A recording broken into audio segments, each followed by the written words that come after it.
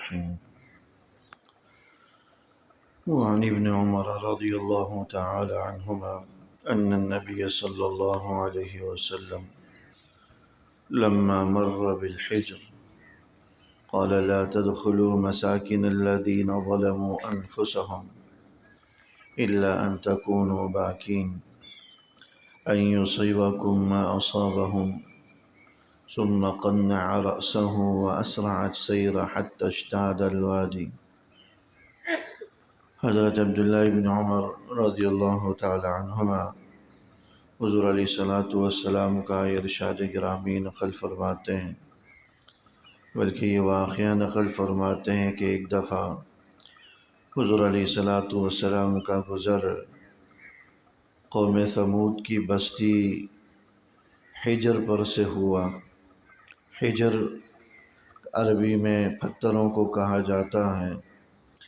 قوم ثمود کو قرآن کریم نے بھی اصحاب الحجر کے نام سے بیان فرمایا ہے۔ قوم ثمود وہ قوم جس کی طرف حضرت صالح علیہ السلام کو نبی بنا کر بھیجا تھا، اور انہوں نے حضرت صالح علیہ السلام کی بات نہیں مانی، بلکہ الٹا معجزات کے طلبگار ہوئے۔ یہ معجزہ مانگا کہ ہماری آنکھوں کے سامنے یہ پہاڑ شق ہو اور اس میں سے ایک گھابن اونٹنی دودھ والی 10 ماہ کی حاملہ وہ برآمد ہو تو ہم تمہیں سچا ہونے کو تسلیم کر لیں گے۔ حضرت صالح علیہ السلام کی دعا سے یہ معجزہ نمودار ہوا، اور ان کی آنکھوں کے سامنے ایک اونٹنی پہاڑ میں سے برآمد ہوئی، پہاڑ پھٹ کر۔ یہ معجزہ دیکھنے کے باوجود بھی یہ لوگ مسلمان نہیں ہوئے، بلکہ الٹا اسی اونٹنی کے در پہ ہوئے اور اسی کو ہی مار ڈالا، ہلاک کر ڈالا۔ اللہ جل شانہ نے اس قوم پر عذاب نازل فرمائے۔ یہ قوم ثمود تھی جس پر اللہ کا عذاب ہوا۔ تو چونکہ یہ بڑے بڑے پہاڑوں اور پتھروں کو تراش کر اپنے لیے مکانات بنا دیا کرتے تھے، اسی وجہ سے انہیں اصحاب الحجر بھی کہا جاتا تھا۔ کہ حضور علیہ السلام کا یہ گزر ہوا اصحاب الحجر سے، یعنی قوم ثمود کی بستیوں سے، آبادیوں سے۔ یہ واقعہ غزوہ تبوک کے موقع کا ہے کہ مدین کی جو مدائن صالح بھی یہ جگہ کہلاتی ہے، مدائن صالح یا قوم ثمود کی بستیاں، یہ تبوک کے بالکل قریب ہیں، 4 میل کی مسافت پر ہیں۔ تبوک کے غزوے پہ جاتے ہوئے یا وہاں سے آتے ہوئے حضور علیہ السلام کا گزر اس بستی پر سے ہوا۔ یہ وہ بستی تھی جس پر اللہ کا عذاب نازل ہوا، اس لیے جب یہاں سے آپ علیہ السلام کا گزر ہوا، حضور علیہ السلام نے حضرات صحابہ سے فرمایا کہ لا تدخلوا مساکن الذین ظلموا انفسهم، کہ جن لوگوں نے اپنی جانوں پر ظلم کیا، ان پر اللہ کا عذاب نازل ہوا، ان کی بستیوں میں مت داخل ہوں۔ الا ان تکونوا باکین، اگر گزرنا پڑ جائے مجبوراً، وہ راستے میں آ ہی جائیں تو گزرتے ہوئے روتے ہوئے گزرو۔ اس قوم پر اللہ کا عذاب نازل ہوا ہے، لہذا روتے ہوئے اور اللہ کے عذاب سے پناہ مانگتے ہوئے وہاں سے گزرو۔ ان یصیبکم ما اصابہم، کہیں ایسا نہ ہو کہ جو اللہ کا عذاب ان پر پہنچا ہے وہ تمہیں بھی نہ دبوچ لے، تم پر بھی نہ آ جائے، اس لیے جب یہاں سے گزرو تو روتے ہوئے گزرو، توبہ استغفار کرتے ہوئے گزرو۔ ثم قنع رأسہ، پھر حضور علیہ السلام نے اپنے چہرے کو ڈھانپا، اپنے سر کو ڈھانپا، چہرے کو چھپا لیا۔ وأسرع السیر، اور تیزی سے وہاں سے گزرے، یہاں تک کہ اس وادی سے گزر گئے، اس وادی سے نکل گئے، تو پھر حضور علیہ السلام کی رفتار معمول پر آئی۔ اس حدیث مبارک کے اندر جس قوم پر اللہ کا عذاب نازل ہوا اس کے حوالے سے بیان کیا گیا کہ وہ عبرت کی جگہ ہوتی ہیں۔ جس قوم پر اللہ کا عذاب نازل ہوا وہ بستیاں، وہ جگہ، وہ سرزمین منحوس ہوتی ہے اور وہ عبرت کی جگہ ہوتی ہے، لہذا ایسی عبرت کی جگہوں پر انسان جائے ہی نہیں۔ آج کل بھی لوگ ان علاقوں ان بستیوں میں جاتے ہیں، سیر سپاٹے کی غرض سے جاتے ہیں، لوگ دیکھنے کے لیے سیاحت کی غرض سے جاتے ہیں، اور وہاں جاتے ہیں، تصویریں بناتے ہیں اور پھر یادگار کے طور پر اسے لے آتے ہیں۔ حالانکہ یہ نہیں سمجھتے کہ یہ تو وہ سرزمین ہے جس پر اللہ کا قہر نازل ہوا۔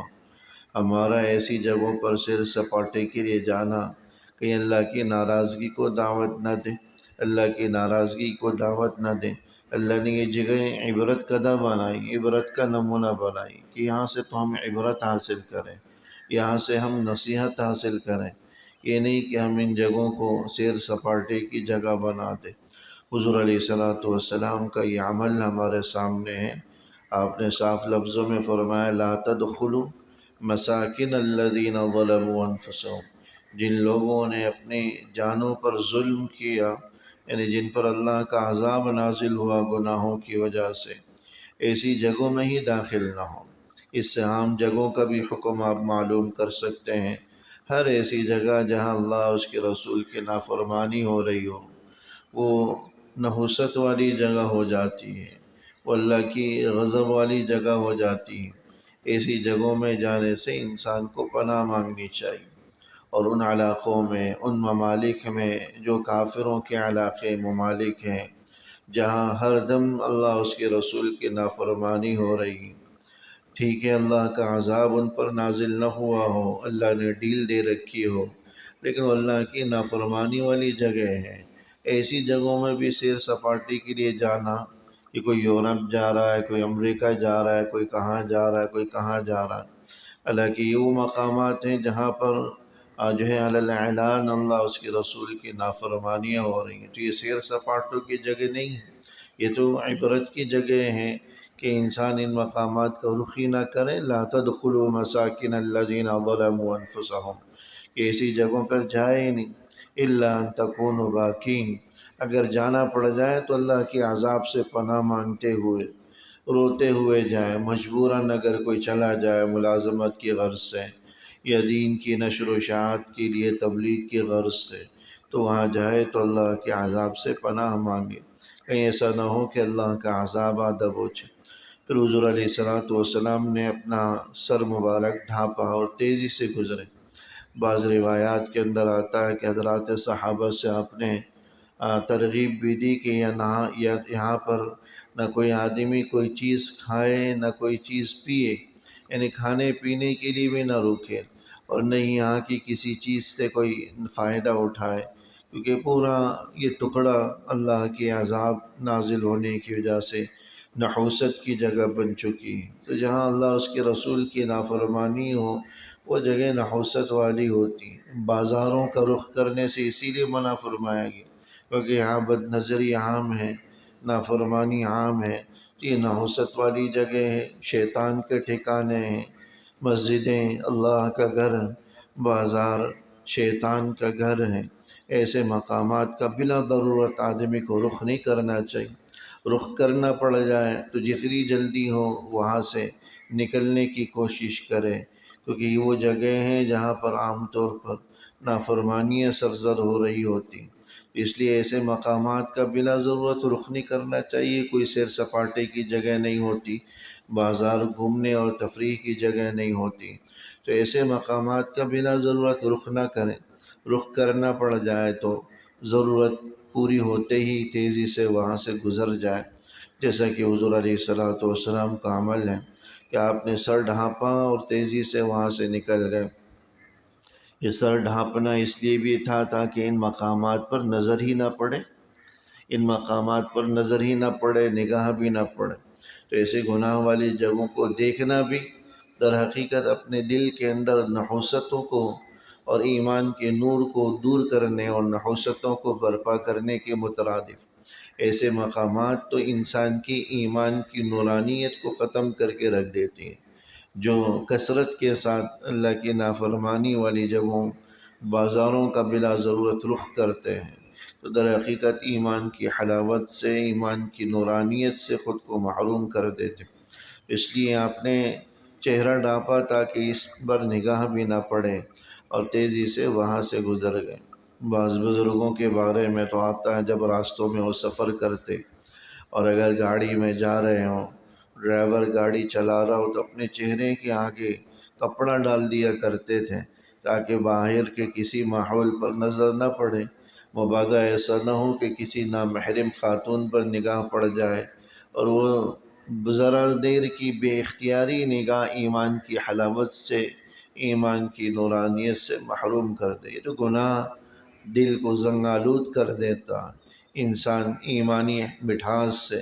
یہ جو آج ہمیں اعمال میں، عبادات میں، نمازوں میں جو دل نہیں لگتا یا بہت دیر تک کریں تو بوجھ محسوس ہونے لگتی ہیں، لمبی نماز ہمارے لیے آسان نہیں ہوتی، دیر تک تلاوت ہمارے لیے مشقت کا باعث بن جاتی، تو اس کی وجہ یہی ہے بنیادی طور پر کہ ہمیں ان چیزوں کی مٹھاس اور حلاوت کا اندازہ ہی نہیں ہوتا، کیونکہ دل گناہوں سے اتنے آلودہ اور زنگ آلود ہو چکے ہیں۔ اللہ جل شانہ ہمیں صحیح سمجھ نصیب فرمائے، عمل کی توفیق نصیب۔ ربنا تقبل منا انك انت السميع العليم وتب علينا انك انت التواب الرحيم، وصلى الله تعالى على خير خلقه محمد وآله وصحبه أجمعين، آمين برحمتك يا أرحم الراحمين۔